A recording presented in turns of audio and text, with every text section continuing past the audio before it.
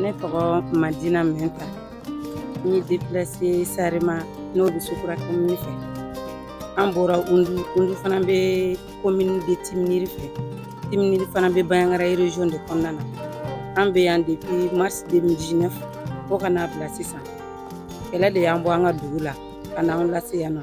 Banbaganciw de donna anw kan dugu tilama fɛ k'an gɛn anw nana yan nɔ. Tiɲɛ yɛrɛ la depuis anw nana an bɛ Ala fo k'a barikada. Dɛmɛbagajɛkulu y'u se kɛ caman. Mɔgɔ caman bɛ na anw photo ta k'anw ɲininka anw dalakana yala mun de ka d'anw ye. An b'an fɛlako f'u ɲɛna. An bɛ bɔ a ko caman kalama u b'a fɔ ko dɛmɛ bɛ bɔ Bamakɔ ka na s'an fɛ yen. A dɔw bɛ se yan a dɔw tɛ se yan. Ne kɔni bɛ min ɲini jamana ɲɛmaaw fɛ u ka se ka nin ko in sɛgɛsɛgɛ ka se a dan na. Mais n'a sera ma a bɛ diya n ye.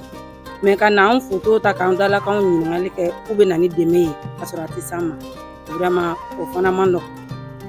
Mais an bɛ min ɲini hali sisan Ala ka na ni basigi jamana in kɔnɔ. An kɔni min ka d'an ye basigi ka na an ka segin an sigiyɔrɔ la.